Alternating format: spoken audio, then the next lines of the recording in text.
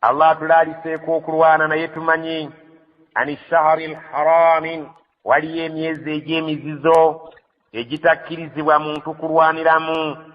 Emyezi egyo tugimanyi bulungi: Dhulqaada, Dhulhijja, Muharram ne Rajabu. Emyezi egyo jajja giweebwa ekitiibwa okuva edda n'obusiraamu nga tebunnajja, nga bwe bajja balwana ne batuuka mu myezi egyo ng'olutalo lulina okuyimirira. Naye babuuza basahaba nti okulwana kutulaalikiddwako, naye tukoze tutya emyezi gy'emizizo? Bannaffe bagiwa ekitiibwa, naye ate ffe agamba nti yasaluunaka ani shahari alharami qitaalin fiihi. Emyezi egyo bagikubuuzaako egy'emizizo nga gizira okubeera nti girwanirwamu. Gikoleddwa gitya? Kuno bagambe ababuuza ekibuuzo ng'ekyo, qitaalun fiihi kabiirun, okugirwaniramu si kitono kinene, tekyali badde nga kikolebwa. Naye wasaddun an sabilillah, ebinene bikirana. Gamba ng'ekinene okuziyiza abantu okubeera nga bakwata ekkubo lya Allah. Abakafiri ne baliteekamu emisanvu, wakufurun bihi, ne babeera nga ekkubo lya Allah liwakanyizibwa. Abakafiri tebaagala kubeera nga abasiraamu baligoberera. Ekigambo ekyo nno kiwanvuko era kinene ddala n'okusinga ekiyitibwa kulwanira mu myezi gya mizizo, wadde nga nakyo kibi. Walmasjidi alharam, mujjukire nti n'omuzikiti ogw'emizizo ogw'e Makka gwe mwagobwamu ne musenguka ne mugenda e Madiina. Wa ikhraaju ahlihi minhu, n'okubeera nti bannannyini gwo abateekwa okugubeera nga be bannannyini gwo be basaale okubeera nga bagusaaliramu, okubeera nti baagobwamu ne bawaŋŋangusibwa ne bagenda kati bali Madiina. Akbar inda Allah, ewa Allah n'ebintu ebyo bye bisinga obunene okulwanira mu kkubo lya Allah. Allah subhanahu wa ta'ala addamu ekibuuzo ekibuuzibwa abasahaba nti emyezi egy'emizizo oluvannyuma lw'okutulaalikako okulwana tugikoze tutya nga gya kitiibwa nnyo mu Bawarabu? Ne Allah n'aleeta ebigambo bibiri. Waliwo mu Luwarabu ekiyitibwa kabir, ekinene, mu Luzungu kye twaliise big, naye ate waliwo ne biga oba biggest, ekisinga kinne bwakyo obunene singa biba bingi n'obikompeyalinga. Allah agambye nti emyezi egy'emizizo okugirwaniramu si kitono kinene, era gyali badde nga gikuumibwa ne gitalwanirwamu. Naye ate waliwo ebinene nnyo ebyali bikoleddwa. Gamba ng'okuziyiza abantu okugenda nga okugoberera ekkubo lya Allah. Abakafiiri tebaagala bantu basiramuke bayingire busiraamu, babakugira. Wakufurun bihi, waliwo n'okuwakanyiza ddala Allah n'ekkubo lye ne nnabbi we. Omuzikiti gw'emizizo okugugobamu abataka abaali abasiraamu abateekwa okugusaaliramu. Kigambo ekyo bw'obigatta ebyo bye twogedde eri Allah, akbaru inda Allah, bye bisinga obunene ewa Allah subhanahu wa ta'ala, nga tonnaba kubeera ng'olowooza ku kya myezi gya mizizo. Walfitnatu, ate n'eddiini ey'ekikafiiri eya shiriki eyo eri mu Makka ekoowola abantu bave mu busiraamu babeere nga badda mu busamize bw'amasanamu. Efitina ey'ekika ekyo akbaru min alqatili, yesinga obunene ennyo okusinga okuttibwa kwammwe.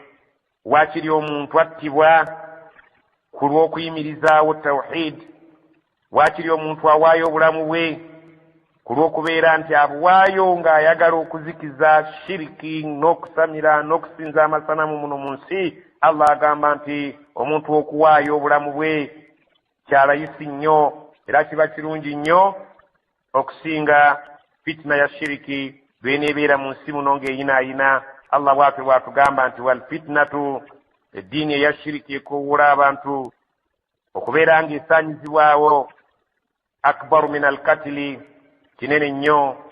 Allah subhanahu wa ta'ala agamba nti ekintu ekyo kinene nnyo, tusaana tubeere nga tulwanyisa eddiini eyo wadde nga ne tutuusa kubeera nga obulamu bwaffe busaanawo. Wala yazaaluuna yuqatiluunakum, abantu bamushirikiina abo tebagenda kulekayo nga buli kaseera babalwanyisa. hatta yaruddukum an dinikum okutuusa lwe balirabanga eddiini yammwe bagibaggyeko mufuuse bamurtadi. Ekyo kyekyo kyebalwanirira. Tebaagala kulaba ng'oli musiraamu mu busiraamu bwo, bagenda kubalwanyisiza ddala okutuusa lwe balitegeera nti eddiini yammwe mugisudde muguluka. In istata'u bwe baliba basobodde okukituukako.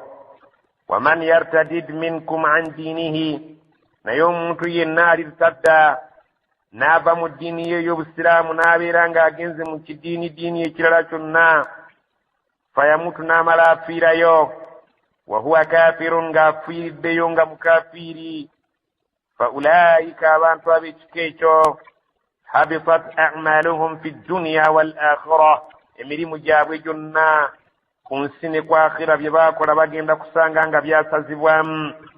Wa ulaika ashabu nnar, omuntu yenna aliva mu ddiini ey'obusiraamu n'agenda mu ddiini endala, kabubeera ebisamize kazibeera eddiini eziri kuno ku nsi endala, abo beerinde be bannannyini muliro bennyini z'enku, hum fiiha khaliduuna, abaligenda okubeeramu emirembe n'ennaku.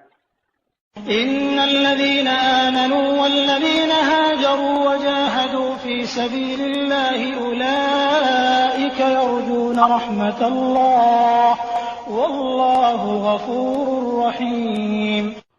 إن الذين آمنوا مزنا بابكرزا والذين هاجروا نابا باسنغو كان بابا ما ينبا كابو نبالي كيبي بانجا بيابو نميرو زاوي وجاهدوا في سبيل الله nebabeeranga bewaddeyo bagenza okulwanira mu kkubo lya Allah eddiini ya Allah ebeerenga ebeera waggulu.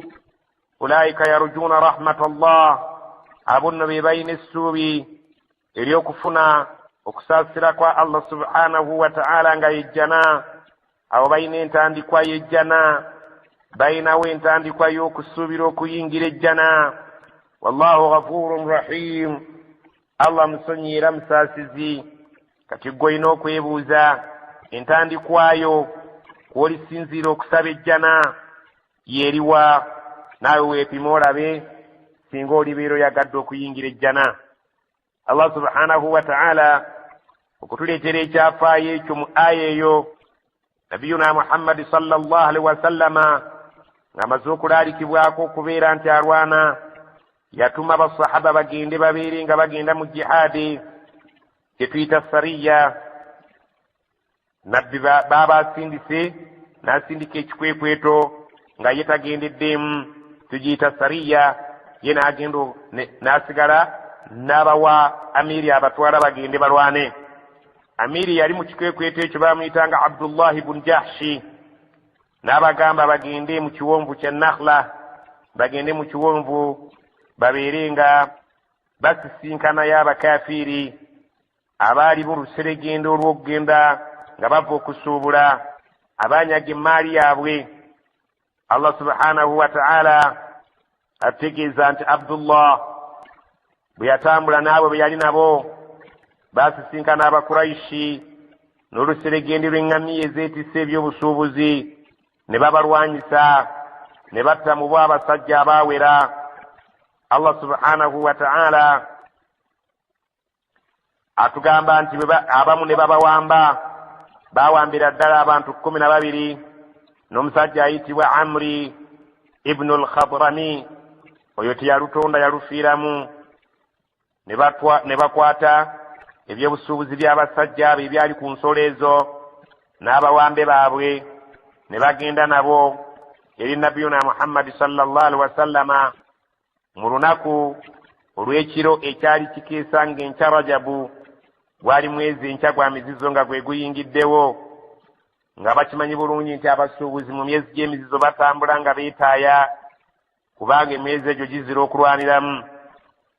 Abakuraishi bwe baategeera ti Muhammadi sallallahu alaihi wasallama n'abagoberezi be mu mwezi ogw'emizizo balumbaganiddemu, abasuubuzi baabwe ne babeera nga omu attiddwa, abalala bawambiddwa, ne batandika okubeera nga boogerera waggulu nga bavumirira ekikolwa ekyo, nga bayambibwako n'Abayahudi n'abannanfuusi ti Muhammadi akoze ekitakolwangako ekivve, okubeera nga ateeza abasuubuzi, okubeera nga assa omuntu nga bakulemberwa Abdullah ibn Jahshi, ne babeera nga batta abantu baffe mu mwezi ogw'emizizo ogumanyiddwa nti tewali kulwana.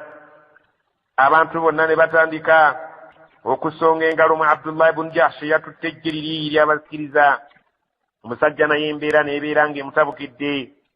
Allah subhanahu wa ta'ala n'aleeta aya eno kwekukka kwayo esobole okubeera ng'eweweeza abakkiriza abaakola ekikolwa ekyo, ate eteekewo n'enkola ng'embeera bw'ejja okubeera. N'agamba ekyo kye bakoze ekintu kinene, naye ate abo be bajjeeko emmaali Abakuraishi baakola dda ogunene ogwesinga na bano kye bakoze.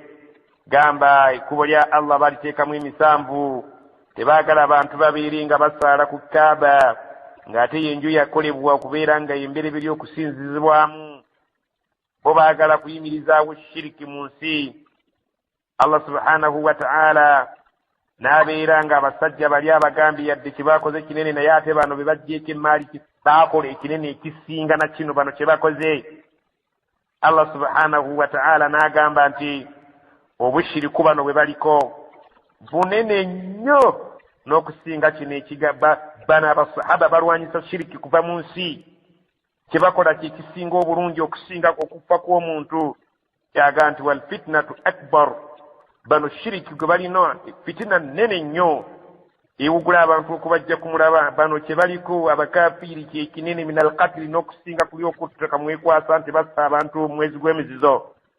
Allah subhanahu wa ta'ala aweweeza jamaa sahaba Abdullah ibn Jahsh ne banne olwo aya ekkange baweweeza nti kye baakola simuli kantu, kubanga bano be bakikozeeko baakola dde ebinene ebinyiza Allah n'okusinga kino kimwe kye mukoze.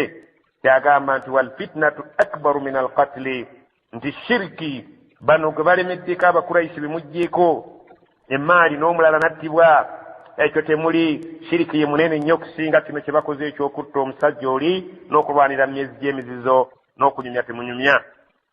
يسألونك عن الخمر والميسر قل فيهما إثم كبير ومنافع للناس وإثمهما أكبر من نفعهما ويسألونك ماذا ينفقون قل العفو كذلك يبين الله لكم الآيات لعلكم تتفكرون. يسألونك بكبوز عن الخمر بكواتغرا نوموينجي والميسر نبكواتغرا نزالا ebikwatagana n'omwenge n'ezzaala. Tekimanyi bulungi ffenna nti omwenge Allah subhanahu wa ta'ala yajjaguziyiza mu mitendera egyawerako olw'okubeera nti kyali kizibu nnyo okuguwera omulundi ogumu, kubanga abantu gwali gubayingidde mu musaayi ne bajja nga baguvaako mu bitundutundu, mu bisanja. Naye aya eno etegeeza nti ekiseera kyatuuka.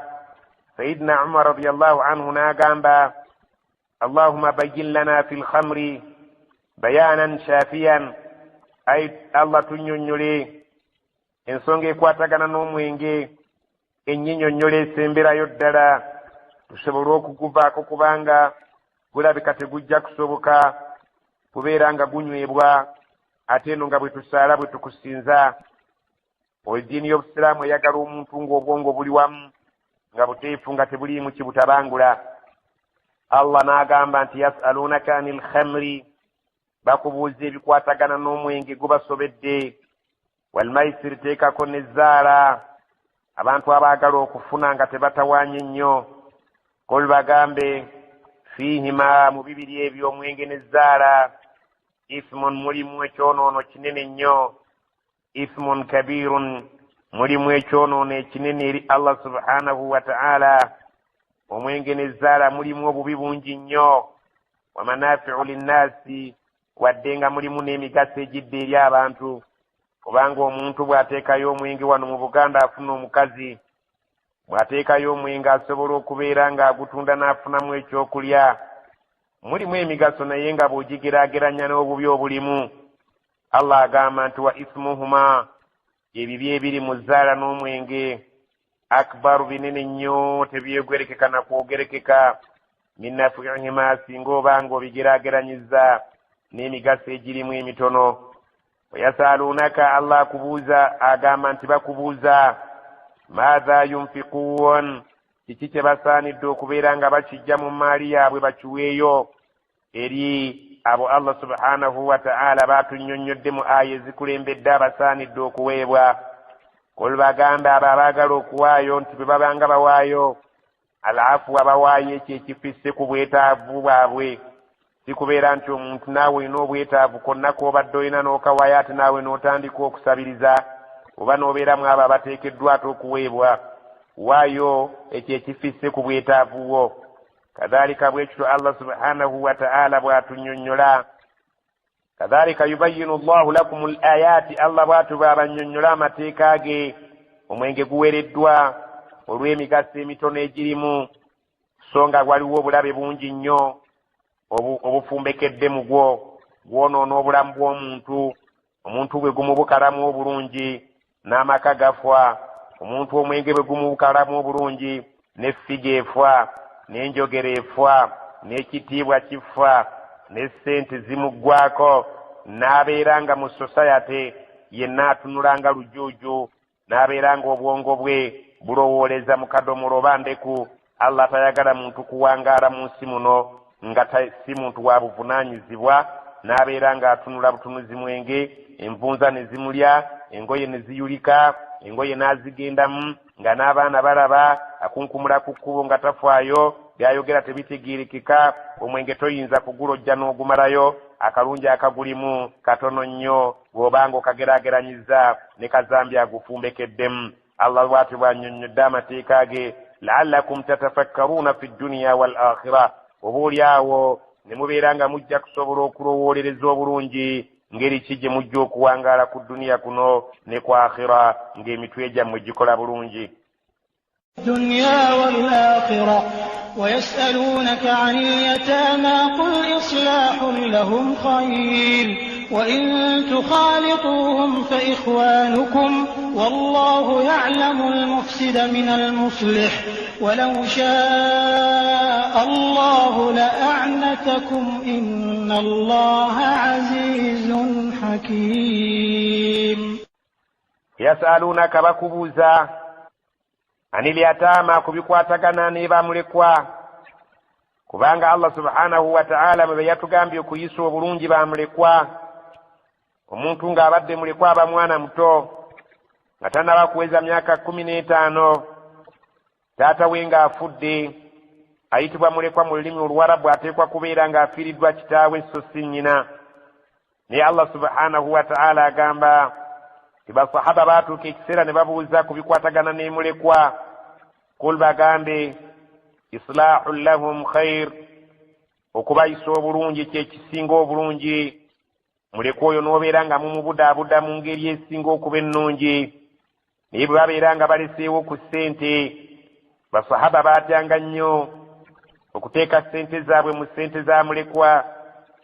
Olwa Allah subhanahu wa ta'ala eddoboozi lye yakozesa kuba mulekwa nga zzibu nnyo ku maali yaabwe, ne babeera nga babagulira emmere yaabwe nga tebalya nabo, ebyokunywa byabwe wali wabbali nga tebanywa nabo, olw'okwewala okutabika ssente z'abamulekwa mu zaabwe nga batya okuziriiramu, kubanga Allah yagamba abali emmaali ya mulekwa Allah yabassaako ebibonerezo by'amaanyi. Abasajja abo mu bukkiriza bwe baalina baatyanga nnyo okutabika emmaali ya mulekwa mu maali yaabwe, naye Allah n'abagamba wa in tukhalituhum, singa munaabeera nga emmaali yaabwe mugitabise mu yammwe, fa ikhwanukum, mubatwale nti baganda bammwe, mubayise bulungi, mugikole emmaali eyo ezaale, babeere nga bafuna amagoba era ebeere ng'ebaweebwa nga bamaze okukula. Wallahu ya'lamu al-mufsida min al-muslih, Allah amanyi oyo ayagala okulongoosa emmaali eyo ezaale, amwawulamu oyo ayagala okwonoona obwonoonyi, okugirya oluli olugisaanyaawo, abyawula Allah subhanahu wa ta'ala.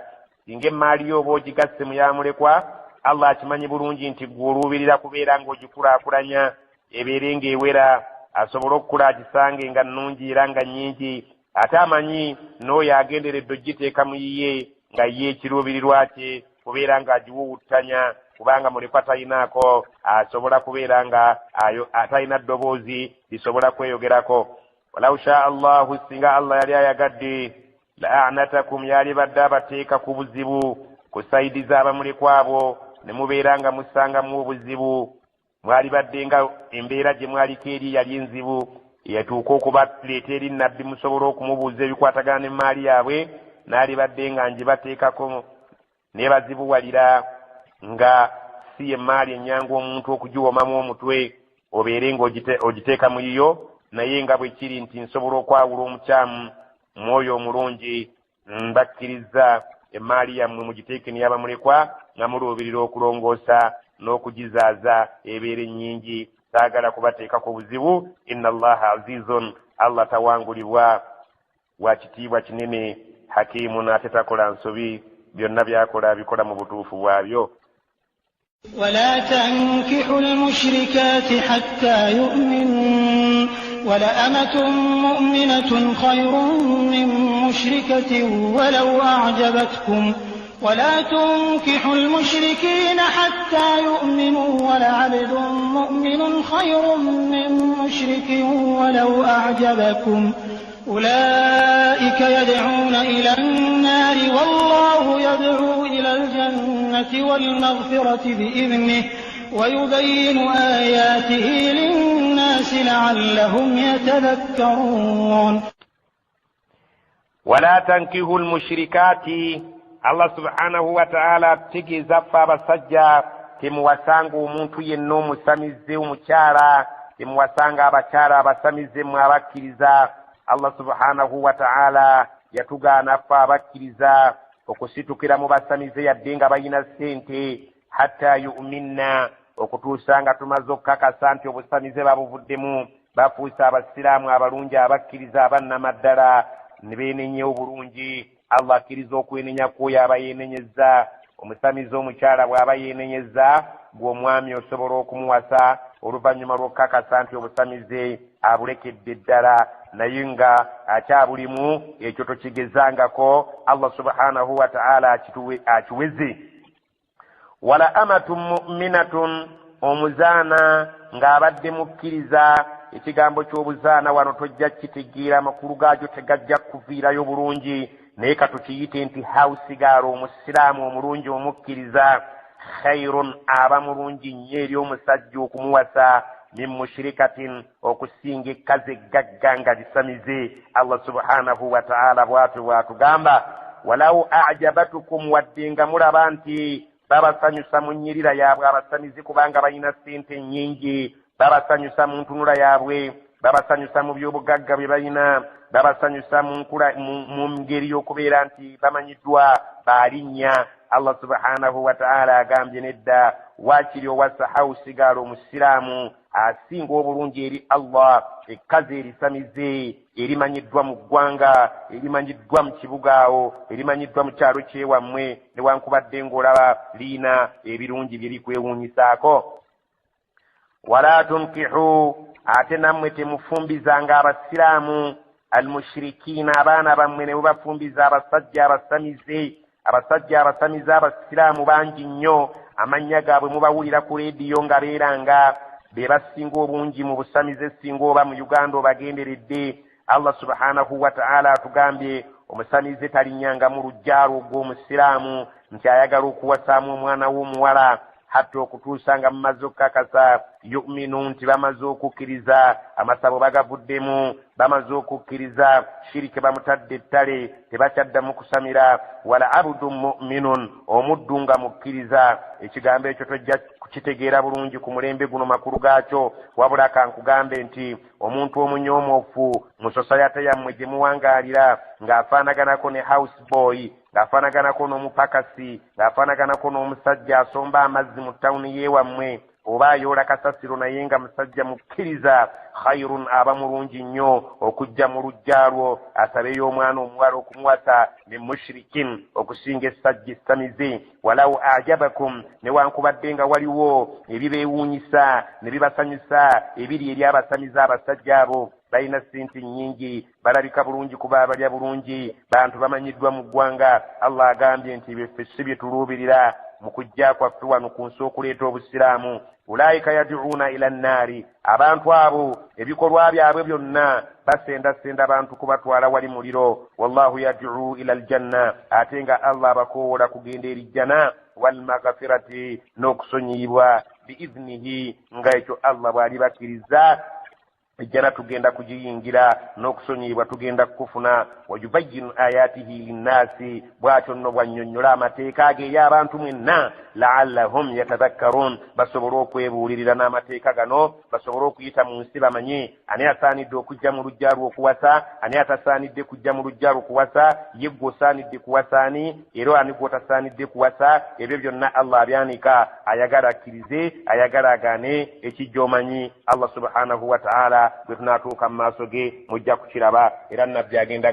kugamba nti abantu bange Qur'ani bagisuula muguluka ne babeera nga bagivuddeko neefuuka kifulukwa kale Allah baabonze nkuwaddeko obujulizi bakole nga ggwe bw'onooba olabye ويسألونك عن المحيض قل هو أذى فاعتزلوا النساء في المحيض ولا تقربوهن حتى يطهرن فإذا تطهرن فأتوهن من حيث أمركم الله إن الله يحب التوابين ويحب المتطهرين ويسألونك بكبوزا basahaba balinga buli kye bakolanga babuuza nabbi Muhammad sallallahu alaihi wasallam bakikoze batya era buli kyabatabulanga nga bagenda babuuza nabbi nga abalambululiranga Allah sobubaka kati wano babuuza ku nsonga enkulu nnyo anil mahid singa omukyala abeera mu kiseera ekyokubeera mu nsonga zaabwe singa omukyala oyo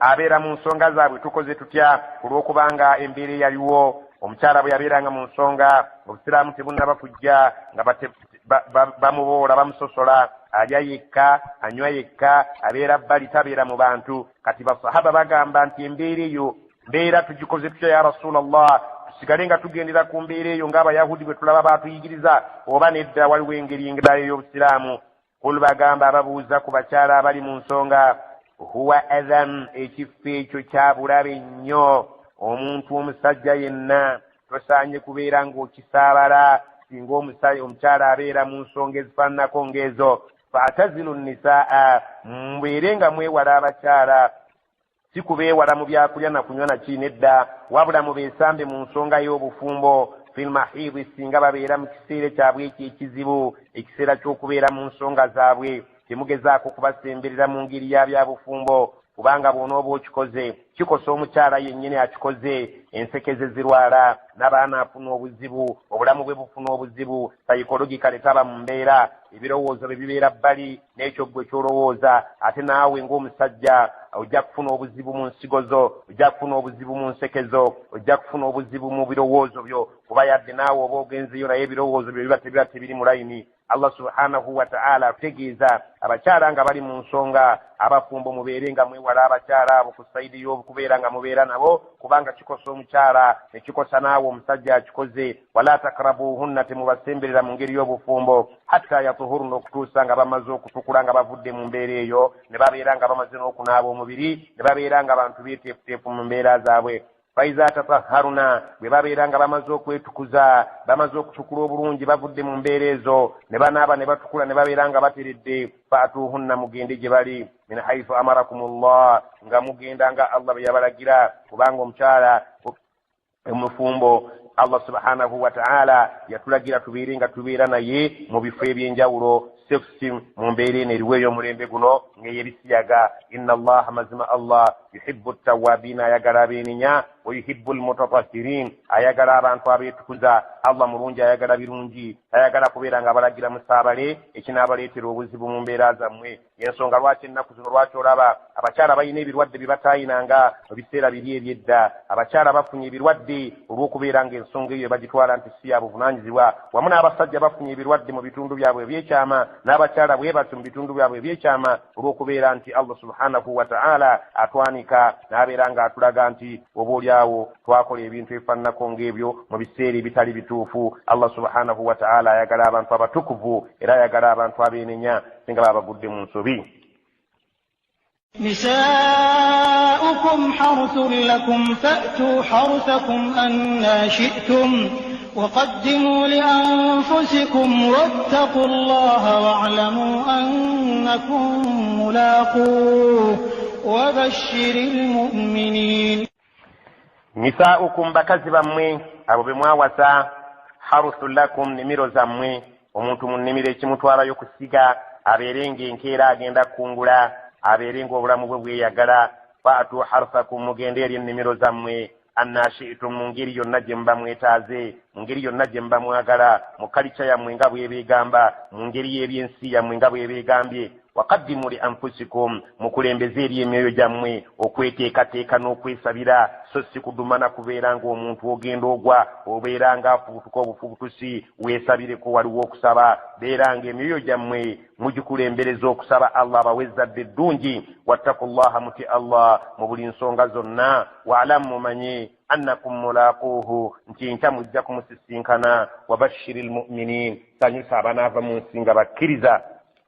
ولا تجعلوا الله عرضة لأيمانكم أن تبروا وتتقوا وتصلحوا بين الناس والله سميع عليم. ولا تجعلوا الله ملكو كفورا الله سبحانه وتعالى عرضة لأيمانكم ngache kijinji ekyo kyemukozesa kukulayira kwammwe nga singa omuntu anaabanga alayidde erinnya lya Allah anaalifuula ekijinji obutakola mirimu mirungi. Allah subhanahu wa ta'ala bw'atyo bw'atugamba erinnya lye tuleke okulikozesa mu kulayira nga twagala okulifuula ekijinji ekitugaana antabarru wa tattaku okukola emirimu emirungi n'okutya Allah subhanahu wa ta'ala. ekyokulabirako singa omuntu alayira erinnya lya Allah nti wallahi sikyaddayo kuyamba muntu yenna asaba buyambi, ne wazuukawo embeera nga waliwo omuntu eyeetaaga okuyamba, leka kubeera ng'ogamba nti ngeri gye nalayira erinnya lya Allah nendiyisa ku lulimi lwange oba mu kamwa kange oyo naalibadde muyamba naye olwakiri kye nalayira sijja kumuyamba. Allah subhanahu wa ta'ala ekyakituganye tituleke okufuula erinnya lya Allah bwe tuba tulikozesezza mu kulayira kwaffe ekijinji antabarru ekibagaana okubeera nga mukola ebirungi, watattaku ne kibagaana okubeera nga mukola ebiraga okutya Allah, watuslihu baina nnaasi era ne mugaana okubeera nga mukola embeera erongoosa wakati w'abantu bannammwe mbu olw'okuba mwayogera erinnya lya Allah nga mulayira. Wallahu sami'un alim, Allah awulira, talina kye yeetaaga kubeera nti agambibwa nti wulira. Alimun ate amanyi bulungi, talina kye yeetaaga kubeera ng'amanyisibwa. لا يؤاخذكم الله باللغو في أيمانكم ولكن يؤاخذكم بما كسبت قلوبكم والله غفور حليم. لا يؤاخذكم الله سبحانه وتعالى سوى كبفنانا باللغو في أيمانكم مكبيرانغا مساغا مكلايرا kwamwe ng'obadde olina okulayira kw'olayidde naye nga toli sirias kukwo, walakin naye yuakhidhukum ajja kubavunaana bima kasabat kulubukum ebyo ebirabika nga mu mitima gyammwe bibadde nga bya mukakasa nga muli sirias ku byo.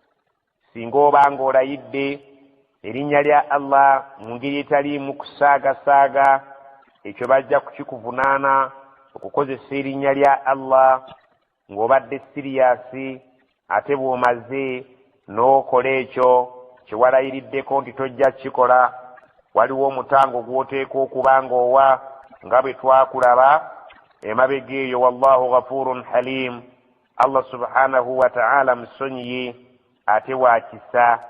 Allah subhanahu wa ta'ala erinnya lye tayagala kubeera nti olizannyisa nga ddala omuntu asobola okulayira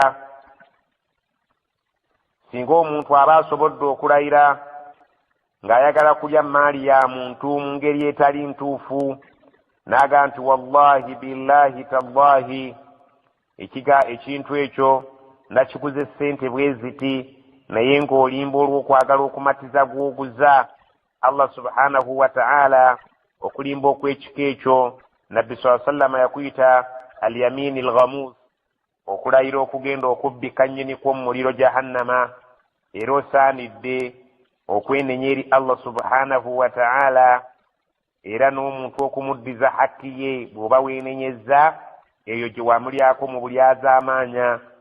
Allah subhanahu wa ta'ala tayagala kuzannyisa linnya lye olw'okwagala ggwe okwefunira by'oyagala, naye okulayira nga mubadde musaaga Allah subhanahu wa ta'ala ekyo takivunaana, naye okulayira ng'obadde siriyasi ng'olina gw'oyagala okuggyako ebibye era n'obimuggyako awo bagenda kuvunaana era olina okwenenya n'ozzaayo n'ekyo ekintu kye walya mu bulyake ng'okirya ku lw'okulayira erinnya lya Allah subhanahu wa ta'ala. للذين يؤلون من نسائهم تربص 4 أشهر فإن فاءوا فإن الله غفور رحيم. للذين يؤلون من نسائهم بين aba abalayira nga balayira nti tebakyaddayo kwegatta ne bakyala baabwe singa omusajja alayira erinnya lya Allah ng'ekimulayizza kutumatiza nti takyaddayo kwegatta na mukyalo oyo olw'ensonga omu oba endala egudde wakati waabwe. Allah subhanahu wa ta'ala agamba abantu abalayira mu ngeri efaananako ng'eyo tarabbusu 4 ashhurin bakugumiikirizaayo emyezi 4 okulaba nti oneddamu oba teweddemu. Singa emyezi 4 kiggwako Allah subhanahu wa ta'ala aba amaze okukakasa nti eyo wamalirira kukola talaka, naye fa infaa'u singa bamala ne beemenya ne beddamu ng'emyezi 4 teginnaggwayo n'oddira mukyalawo, Allah subhanahu wa ta'ala agambye fa inna Allaha ghafurun rahim, Allah musonyiyi era musaasizi ajja kusonyiwa singa onooba weenenyezza gy'ali era ajja kusaasira kuba embeera z'abantu ye yabatonda azimanyi bwe zifaanana mu mbeera ey'obusungu ne mu mbeera ey'eddembe. Allah subhanahu wa ta'ala